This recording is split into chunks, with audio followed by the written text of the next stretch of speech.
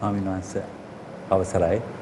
මේ භාවනා වැඩසටහන ආරම්භ කිරීමට මම ඉතාමත් ගෞරවයෙන් යුත්තධම්ම ස්වාමීන් වහන්සේට ආරාධනා කර සිටිනවා. අවසරයි ස්වාමීන් වහන්සේ.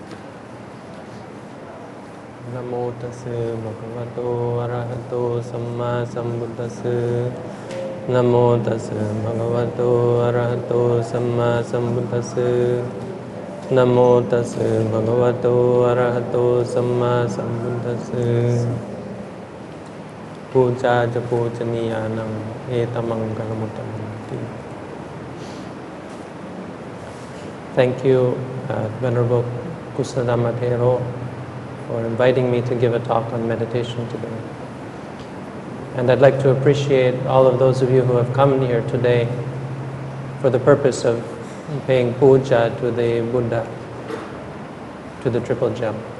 The Buddha said, puja cha pujaniyanang etamangalamuttamang. Paying respect or veneration, paying homage to those people or those beings, those objects that are worthy of veneration. This is a great blessing. ස්වාමීන් වහන්සේ ප්‍රකාශ කළා මෙම භාවනා වැඩසටහනට අද දින අපගේ නායක ස්වාමීන් වහන්සේ වන ධර්මගම කුසලධම්ම ස්වාමීන් වහන්සේ කළ ආරාධනයට උන්වහන්සේගේ ස්තුතිය පුද කරන අතරම අද දින මේ පොය දිනේ විහාරස්ථානයට අෂ්ටාංග සීල සමාධිය සඳහා පැමිණ මේ වැඩසටහනට සහභාගී වෙන ඔබ සියලු දෙනාම මම ඉතාමත් සතුටින් පිළිගන්නවා. ඒ වගේම උන්වහන්සේ පවසනවා පූජාත පූජනීයානං ඒතම් මංගල මුත්තමන් කියන මංගල සූත්‍රයේ ගාථාවෙන් ඔබ සියලු දෙනාම මේ උපාසක උපාසිකාවන් විහාරස්ථානයට පැමිණිලා මෙම අද දින බුදුරජාණන් වහන්සේට කරන මේ පූජාවන් ඉතාමත් උතුම් ඒ වගේම උසස් මංගල කාරණයක්.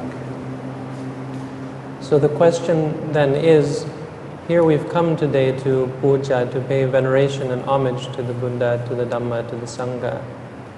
What is the use or what is the benefit or what is the importance of meditation in regards to our paying veneration, paying homage to the Buddha, the Dhamma and the Sangha? ඔබ මේ උපාසක උපාසිකාවන් අද දින විහාරස්ථානයට පැමිණ බුද්ධ ධම්ම සංඝ කියන තෙරුවන්ට පූජාවන් පවත්වනවා. ඒ වගේම එම පූජාවන් පවත්වමින් ඒ පූජාවන් පැවැත්වීමේ ප්‍රයෝජනය කුමක්ද? ඒ වගේම ඒ සිල් සමාදන් වී කරන භාවනා වැඩසටහනින් භාවනා කිරීම වලින් ඇතිවන ප්‍රයෝජනය කුමක්ද කියන බව අපි දැනගත යුතුයි. The Buddha said right before he was about to pass away, at the time when the angels and the human beings and even the trees themselves were bringing forth flowers, and there was incense and all kinds of objects of veneration that people had brought to pay respect to the Buddha before he passed away. And the Buddha himself said to Ananda, he said that, Ananda, this is not the proper way to pay respect to a perfectly enlightened Buddha. Even though this is something that is good, something that is beneficial, it is a true puja. It is not the highest way to pay respect to a fully enlightened Buddha. බුදුරජාණන් වහන්සේගේ පිරිනිවන් මංචකයේදී සියලු දෙනා භික්ෂූන් වහන්සේලා අරහත් භික්ෂූන් වහන්සේලාත් ඒ වගේම දෙවිවරුත් වෘක්ෂලතා ආදී ස්වභාවයෙන්ම පවතින වෘක්ෂලතා ඒ වගේම සතුන් පවා කනගාටු වී ඒ අවස්ථාවේදී ඔවුන් බුදුරජාණන් වහන්සේට ගෞරව කිරීම සඳහා මල් සුවඳ පැන් සුවඳ විලවුන් ආදී කෙනත් බුදුරජාණන් වහන්සේට පූජා කිරීමට පටන් ගත්තා. ඒ අවස්ථාවේ බුදුරජාණන් වහන්සේ ආනන්ද මහ තෙරුන් කැඳවලා මෙම පූජාවන් ඉතාමත් උතුම් පූජාවත් මෙය නෙවෙයි බුදුරජාණන් වහන්සේට කරන ගෞරවයෙන් වශයෙන් කරන පූජාව විය යුත්තේ මෙය නොවේ කියලා බුදුරජාණන් වහන්සේ ආනන්ද ස්වාමීන් වහන්සේට දේශනා කළා. The Buddha said to Ananda, he said, Yoko Ananda, bhikkhu wa bhikkhuni wa ubasako wa ubasika wa dhammanu dhamma patipanno viharati. The Buddha said, a person, whether they be a monk, a nun, a layman or a laywoman, someone who is a follower of the Buddha, when they practice the Dhamma, the teaching of the Buddha, for the realization of the highest of the teaching, the highest truth, this, the Buddha said, is the greatest, sakkaroti, garu karoti, garung karoti, maneti pujeti, paramaya pujaya, the highest, the ultimate form of veneration for the Buddha. බුදුරජාණන් වහන්සේ දේශනා කළා භික්ෂු භික්ෂුණී සහ උපාසක උපාසිකා කියන සතර පුද්ගලයන්ම බුදුරජාණන් වහන්සේට ගෞරවය කළ යුත්තේ බුදුරජාණන් වහන්සේ විසින් දේශනා කරන ලද ධර්මය අනුගමනය කිරීමෙන් බව. එය තමයි බුදුරජාණන් වහන්සේට කරන්න පුළුවන් විශාලම පූජාව නැත්නම් ගෞරවය කියලා උන්වහන්සේ ආනන්ද තෙරුන් වහන්සේට දේශනා කළා.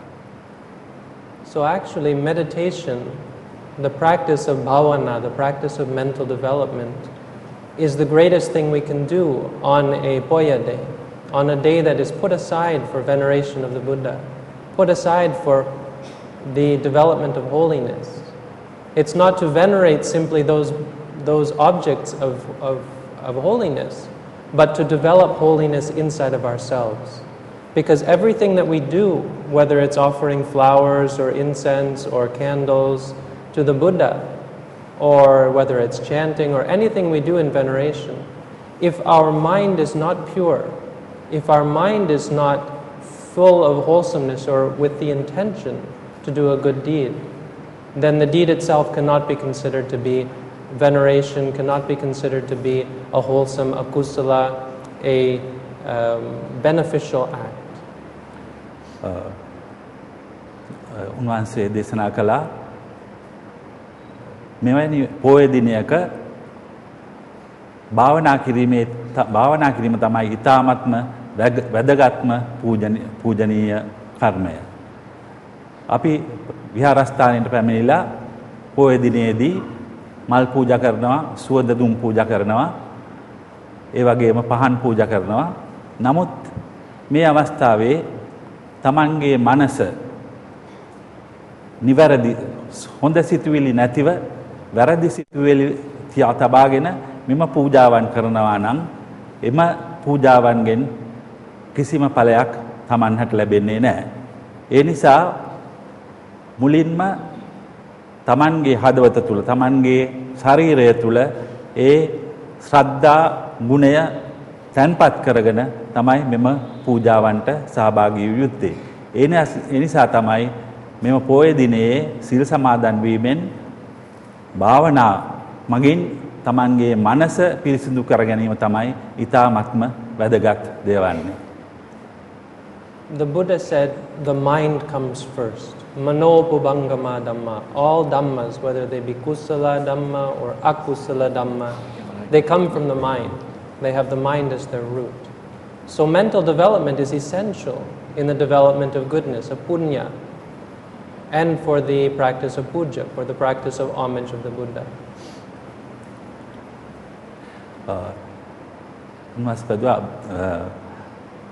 විශේෂයෙන්ම උතුම් සෑම දෙයකටම මුල් වන්නේ මනසයි. ඒ නිසා සෑම පූජාවක්ම කිරීමේදී තමන්ගේ මනස මුල් වන නිසා සෑම කර්මයක් යම් ඕනෑම දෙයක් කිරීමේදී එයට මුල් වන්නේ තමන්ගේ මනස බැවින් ඒ මනස පිරිසිදු කර ගැනීම භාවනාව තුළින් කිරීම ඊ타ත්ම අවශ්‍යයි. So what I'm going to do here now is to help you to see what is happening in your mind, to help you to understand the nature of your mind at this moment, during the time when you come here to offer flowers, to offer incense, candles, to listen to the Desana, to develop, to cultivate goodness for yourselves. I'm going to help you through the practice of meditation. Any practice of meditation, practice of any type of development or cultivation of good states will allow you to see and to change and to develop your mind in such a way that you actually bring about true goodness true peace, happiness, and freedom from suffering for yourself, and are able to pay respect to the Buddha in the highest form. මේ අවස්ථාවේ උන්වහන්සේ උත්සාහ කරන්නේ මේ උපාසක උපාසිකාවන්ගේ මනස තුල මේ අවස්ථාවේ මොනවාද ඔබතුමන්ලාගේ සිතුම් පැතුම් මොනවාද? ඒ වගේම මෙම භාවනාව තුළින් එම සිතුම් පැතුම් වෙනස් කළ හැක්කේ කෙසේද? එය ඒ මනස පිරිසිදු කර ගැනීමේ මාර්ගයට යොමු කරවන්නේ කෙසේද? එමෙන්ම ඒ මාර්ගයෙන් Tamanගේ අනාගතයේ බලාපොරොත්තු වන මානසික සුවය, සතුට සහ සාමය ඇති කිරීම සඳහා මේ මනස පුහුණු කරන්නේ කෙසේද යන බව කියා දීමක් තමයි මේවා ස්වාමීන් වහන්සේ බලාපොරොත්තු වෙන්නේ. ඒ වගේම එම මනස දියුණුව, අපගේ මනස දියුණුව අපි බලාපොරොත්තු වෙන්නේ බුදුරජාණන් වහන්සේ අපට දේශනා කළේ උතුම්ම අවස්ථාව වන නිර්වාණ ලබා ගැනීම සඳහා දක්වා යන ඒ මනස දියුණු කිරීමේ ව්‍යායාමයේ ආරම්භයක් වශයෙන් තමයි උන්වහන්සේ මෙම වැඩසටහන දැන් ක්‍රියාත්මක කරන්නේ. To develop our minds, first of all we have to know, where is our mind? What's happening in our mind? Right now as you're listening to the Desana, to the Bana, where is your mind? If I ask you this, I think many people can't answer. If I ask you where your body is, it's very easy to answer. But if I ask you where your mind is, many people are not aware. We aren't aware of where our mind has gone. Even sitting here, your mind can go home, your mind can go 10 years into the past, 10 years into the future. The mind is very difficult to catch, very difficult to train. So in the practice of meditation, we're going to start by focusing on the body. This is easy to find. When we focus on the body, we'll be able to see the mind clearly. The practice of meditation will start with focusing on the body. This is what I will show you how to do. මම දැන් ප්‍රශ්නයක් මෙම උපාසක උපාසිකාවන්ගෙන් ඇසුවොත් ඔබගේ මනස මේ අවස්ථාවේ කොහෙද තියෙන්නේ කියලා බොහෝ දෙනෙකුට ඒ තමන්ගේ මනස කොහෙද තියෙන්නේ මොන අවස්ථාවක තිබෙන්නේ කියා සොයා ගැනීම අපහසු කාරණයක් වෙනවා. නමුත් ඔබගේ ශරීරය කොතනද තිබෙන්නේ කිව්වොත් පහසුවෙන්ම ඔබට පුළුවන් වෙනවා මගේ ශරීරය කොතනද තියෙන්නේ කියලා පැහැදිලි කිරීමට. ඒ නිසා ඒ මනස යන්න දැන් මේ අවස්ථාවේ මනස අපේ ගෙවල් දක්වා ගිහිල්ලා තියෙන්න පුළුවන්. එහෙම නැත්නම් තමන්ගේ කාර්යාලයේ වැඩ සඳහා ගිහිල්ලා තියෙන්න පුළුවන්. තමන් විසින් තමක් අතපසු වියාව නම් ඒ පිළිබඳව තමන්ගේ මනස ගිහිල්ලා තියෙන්න පුළුවන්. ඒ නිසා මේ අවස්ථාවේ ප්‍රශ්නයට උත්තර දෙන්න බොහෝ දෙනෙකුට අපහසු වෙන්න පුළුවන් මේ මනස තමන්ගේ මනස කොතනද තියෙන නිසා. කොතනද තියෙන්නේ කියා දැන ගැනීමට. ඒ නිසා උන්වහන්සේ උත්සාහ කරනවා ඒ මනස කොතනද තියෙන්නේ කියලා දැන ගැනීම සඳහා මුලින්ම මනස තමන්ගේ ශරීරය කොතනද තියෙන්නේ කියන එකට සම්බන්ධ කිරීමෙන් ඒ ගැන කල්පනා කිරීමෙන් මනස තිබෙන තැන සොයා ගැනීම සඳහා තමන්ගේ කාය අපි දන්නා කායානුපස්සනාව කියන භාවනාව. ඒ කියන්නේ තමන්ගේ කය පිළිබඳව භාවනා කිරීමෙන් තමන්ගේ මනස කොතනද තිබෙන්නේ කොතනද පවත්වා ගත යුත්තේ කියන தත්ත්වය කිරීමට ස්වාමීන් වහන්සේ බලාපොරොත්තු වෙනවා. So I ask everyone now to practice here with me. Now we have very little time and we should make best use of the time that we have. So without any further ado, please everyone close your eyes, sit in a meditation position as best you can, and start with me to practice meditation. එනිසා වැඩි අපි කාලය ගත කරන්නේ නැතුව මේ අවස්ථාවේදී අපි මේ කය පිළිබඳව මනස යොමු කරමින් කායානුපස්සනාව කියන භාවනාව සඳහා සූදානම් වෙන්න තමන්ට ඊටමත් පහසු විදිහට වාඩි වෙලා ඊටමත් තමන්ගේ සිරුරට කිසිම අමාරුවක් දැනෙන්නේ නැති විදිහට පහසුවෙන් ඉඳගෙන තමන්ගේ ඇස් වසාගෙන තද කරගන්න නැතුව සාමාන්‍යයෙන් නිදන විදිහට ඇස් දෙක වසාගෙන ඒ කායානුපස්සනා භාවනාව ආරම්භ කිරීමට සූදානම් වෙන්න. So to start with, we're going to look at the body as it clearly presents itself to us. When we sit quietly, without moving, the clearest presentation of the body, or the clearest object that we will find, is the stomach. Because every breath that we take will cause the stomach to rise. And when we expel the breath, it will cause the stomach to fall. So what we're going to do is begin to focus on the stomach. We're going to focus on the clearest appearance of the movement of the body, which is the rising and falling of the stomach. මේ අවස්ථාවේ අපි සියලු දෙනාම මෙම ආසනයේ ඉඳගෙන තමන්ගේ සිරුර පිළිබඳව මනස යොමු කරනකොට ඉතාමත් පහසුවෙන්ම ඒ මනස ගෙන යා හැක්කේ මේ සිරුර නොසෙල්වි මෙහෙම සිටියත් යම්කිසි ස්ථානයක් යම්කිසි චලනයකට පත් වෙනවා. ඒ තමයි අපිට මනස මුලින්ම ගෙනියන්න පුළුවන් තමන්ගේ උදරය ප්‍රදේශයට. ඒ කියන්නේ තමන් හුස්ම ගන්නා සෑම අවස්ථාවකම හුස්ම ඇතුළට ගන්න අවස්ථාවකම උදරය ඉදිරියට එනවා. ඒ වගේම හුස්ම අරින අවස්ථාවේදී උදරය පස්සට යනවා. අන්න එතෙන්ට තමන්ගේ මනස ගෙනහිල්ලා ඒ පිළිබඳ එතන තමන්ගේ මනස පවත්වාගෙන යන ලෙස උන්වහන්සේ දේශනා කරනවා.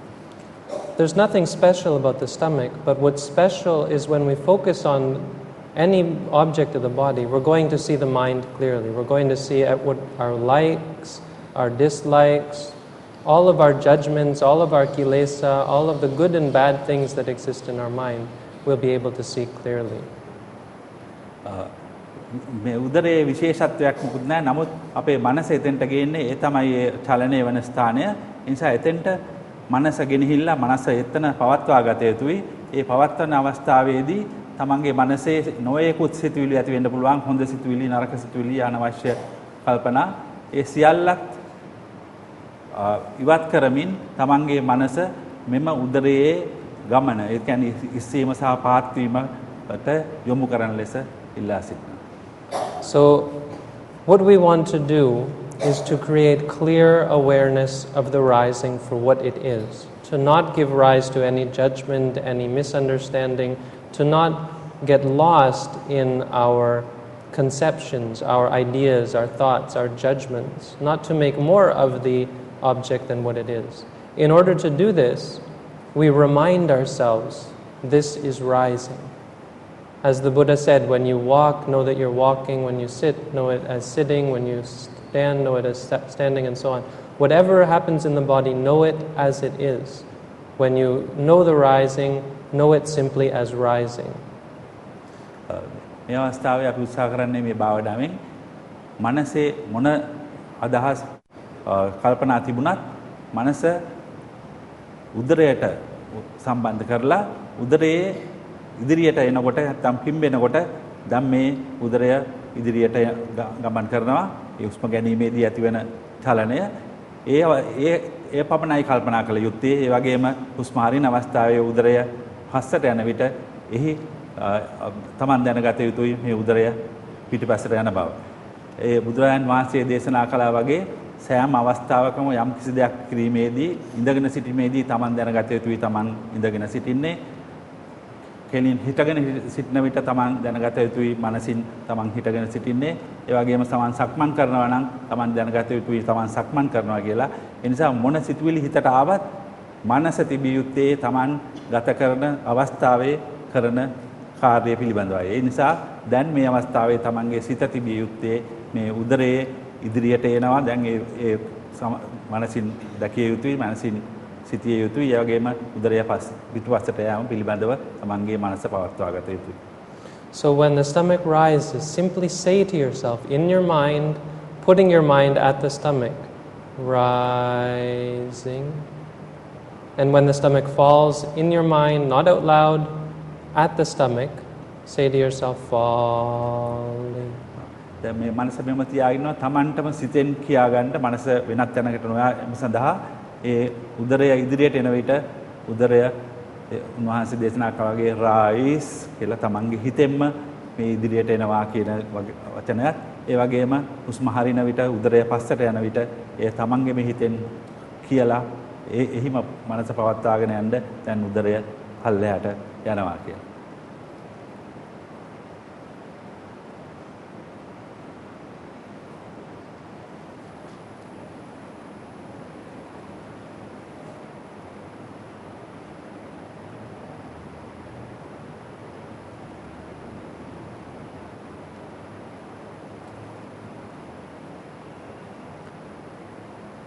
It's important that we're not trying to force the breath. We're just trying to see it for what it is. We're not trying to make it smooth or deep or long or clear.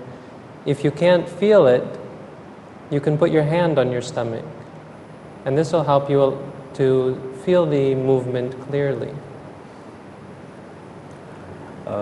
විශේෂ උත්සාහයක් ගත යුතු නැහැ හුස්ම ගැනීමේදී දීර්ඝ හුස්මක් නැත්නම් කෙටි හුස්මක් ගැනීම සඳහා ස්වභාවයෙන්ම හුස්ම ගැනීම කරගෙන යන්න.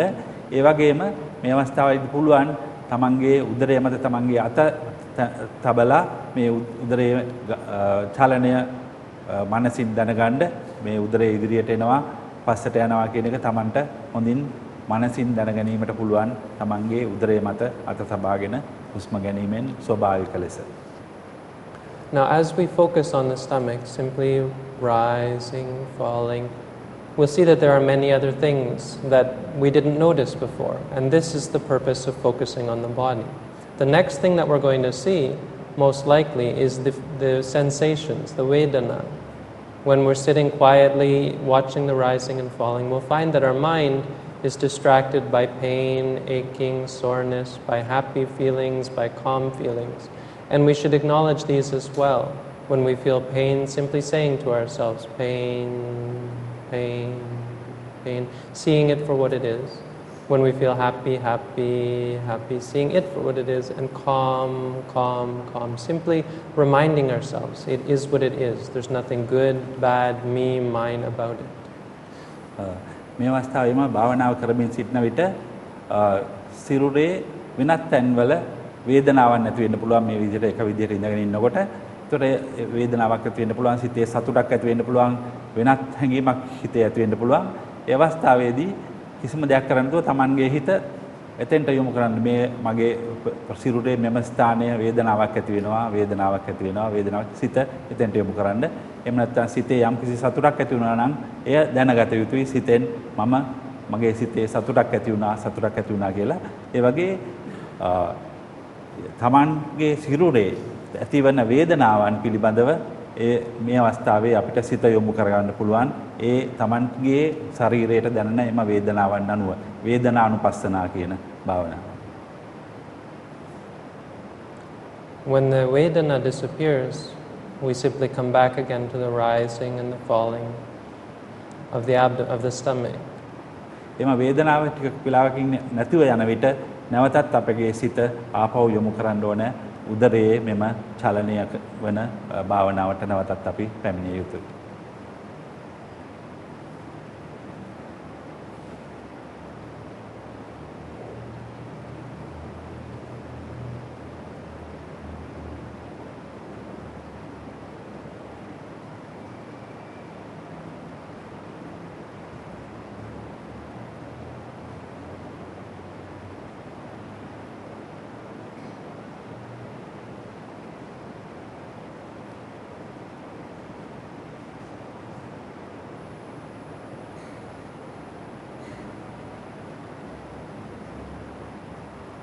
The next thing that you should notice is the thoughts that are arising in the mind. Even though you're trying to focus on the stomach, the rising and the falling of the abdomen, you'll find that the mind is constantly being distracted by thoughts about the past, thoughts about the future, good thoughts, bad thoughts, many different kinds of thought. This shouldn't be considered to be a bad thing. We can use these thoughts also as an object of meditation. It's called Cittanupassana, mindfulness of the mind. When we have thoughts, we simply say to ourselves, thinking, thinking, thinking, and let the thought go, not repressing it or pushing it away, but also not following after it and losing sight of the present moment, of the reality in front of us. ඒ වගේම මෙසේ භාවනා කරමින් සිටන විට තමන්ගේ සිතේ නොයෙකුත් සිතුවිලි ඇති වෙන්න පුළුවන්. සතුටු සිතුවිලි, දුක් සිතුවිලි, නැත්නම් වැරදි අදහස්, ඒ වගේ දේවල් ඇති වෙන්න පුළුවන්. එහෙම නැත්නම් සිත යන්න පුළුවන් අතීතයේ යම් කිසි සිදුවීමකට, එහෙම නැත්නම් අනාගතයේ කරන්නට තියෙන යම් කිසි සිදුවීමකට හිත යන්න පුළුවන්. මෙවැනි සිතක් පහළ වුණාම අපි ඒ අවබෝධ කරගත යුතුයි, සිතෙන් දැනගත යුතුයි. එය ඉවත් කිරීමට උත්සාහයක් කරන්න එපා. ඒ අවස්ථාවේදී මම මේ වාක්‍යයේ සිතුවිල්ලක් ඇති වෙනවා කියලා තමන් දැනගත යුතුයි. සිතුවිල්ල ඇති වෙන බව දැනගෙන ඒ සිතුවිල්ල පසුපස තවදුරටත් යන්නේ නැතුව එම සිතුවිල්ලක් ඇති වුණු බව අවබෝධ කරගෙන ඒ සිතුවිල්ලයි එහෙම නැත්නම් තමන්ගේ අනාගතය පිළිබඳ යම් කිසි සිතුවිල්ලක් ගියා නම් ඒ පිළිබඳවත් තමන් දැනගත යුතුයි මේ අවස්ථාවේ මට සිතුවිල්ලක් ඇති වුණා කියලා මනසින් දැනගත යුතුයි. එය අවසන් වුණාට පස්සේ නැවතත් අපි එන්න ඕන මෙම අපේ මූලික භාවනාවේ අවශ්‍යතාවය වන මේ උදරයේ චලනය කරන තැනට මනස නැවතත් ගෙනා යුතුයි. If we do this for long enough, the final thing that we'll see, and what is really the most important, is we'll see our judgments, our likes and our dislikes. We'll see our laziness and our distraction, our worry, our doubts, our confusion, all of the things that cause trouble for us. And this is really the goal that we're looking for. We're looking to understand and to be free from these things. We're looking to overcome and to change our minds out of these bad habits of liking and disliking, greed and aversion and hatred and anger, and out of laziness, out of distraction and worry and doubt and confusion.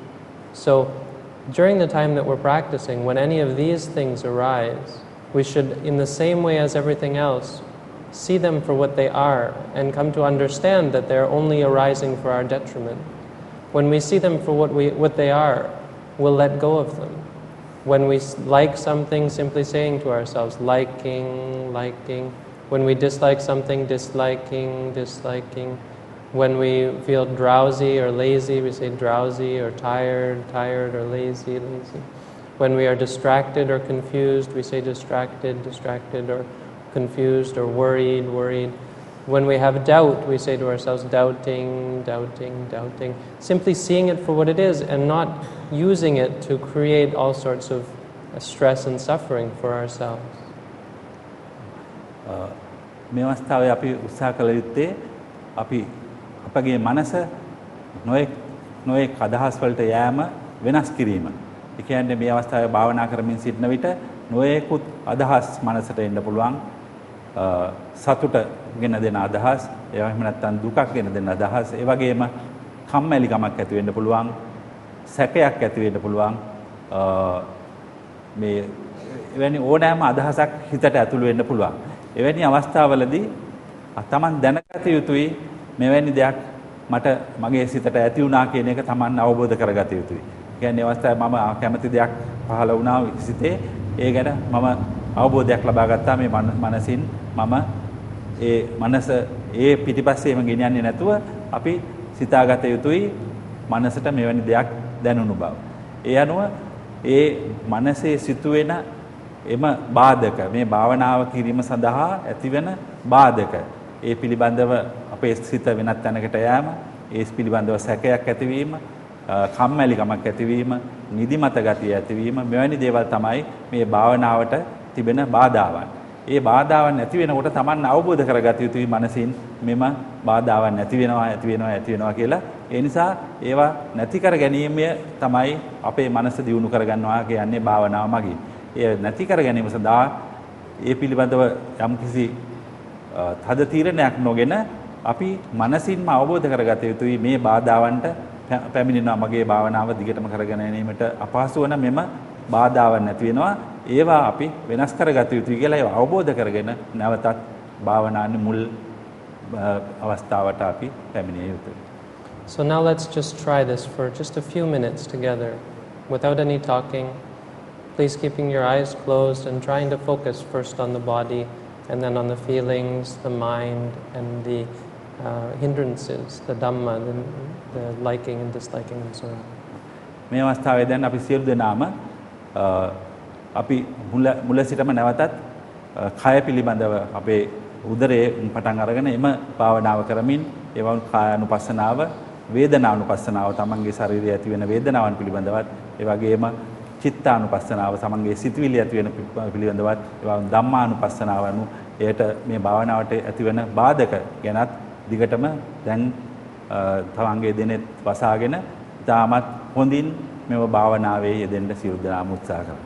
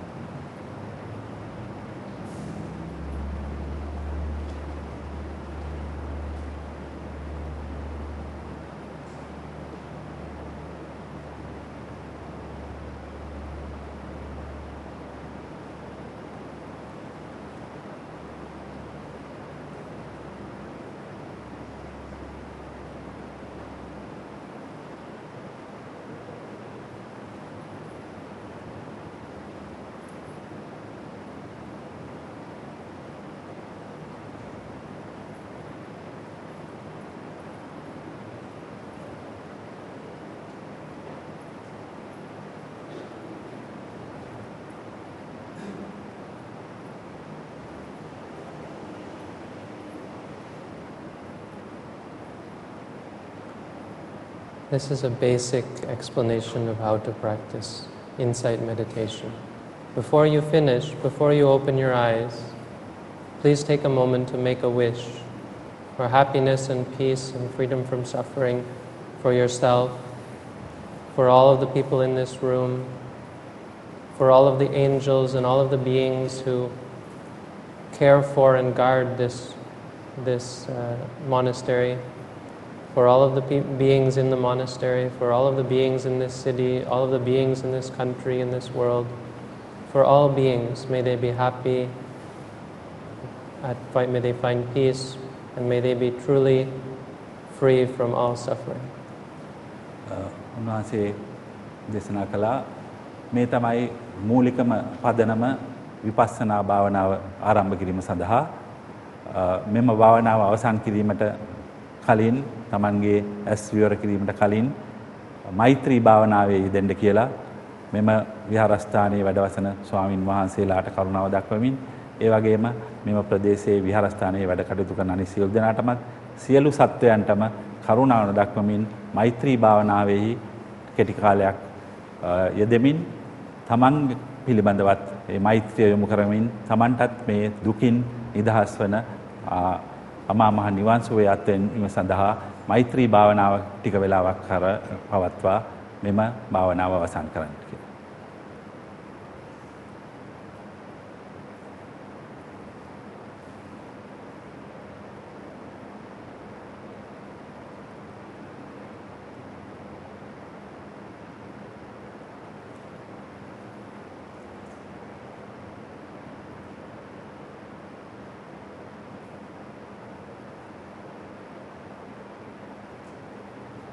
I'd like to thank you all for taking the time to practice meditation with me. And I'd like to make a sincere wish that all of you are able to put this meditation into practice for your own benefit and development in the Buddhist teaching, that you may all for yourselves find true peace, happiness, and freedom from suffering. Thank you. Buddha Saram. උන්වහන්සේ සමග මෙම භාවනා වැඩසටහනට සහභාගී පිළිබඳව උන්වහන්සේගේ ස්තුතිය මේ අවස්ථාවේ පුද කරනවා.